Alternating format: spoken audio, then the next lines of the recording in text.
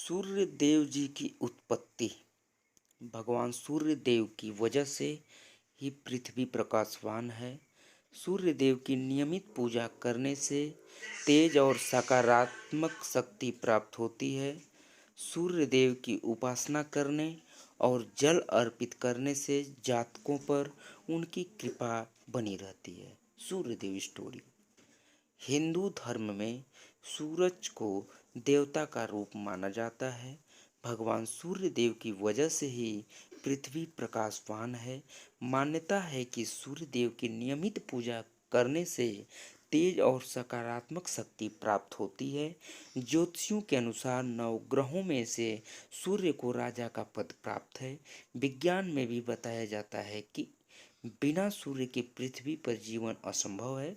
इसलिए वेदों में इसे जगत की आत्मा भी कहा जाता है।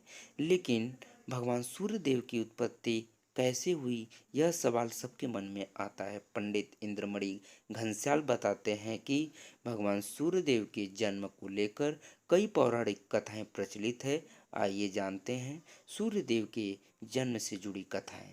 इस तरह हुआ सूर्य देव का जन्म। पौराणिक कथा के अनुसार ब्रह्मा जी के पुत्र मरीचि और मरीचि के पुत्र महर्षि कश्यप का विवाह प्रजापति दक्ष की कन्या दीति और अदिति से हुआ था।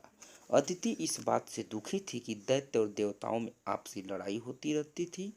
तब अदिति ने सूर्य देव की उपासना की।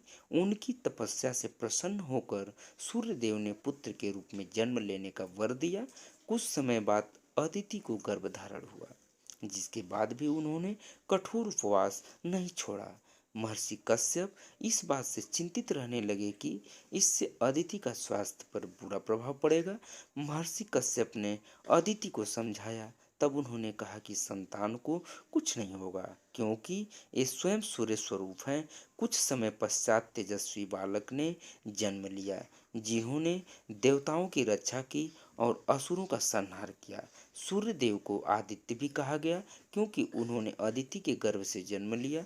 ऐसा भी कहा जाता है कि अदिति ने हिरण्मय अंड को जन्म दिया था, जिनका नाम मार्तंड पड़ा। इस तरह सूर्यदेव की उत्पत्ति हुई थी।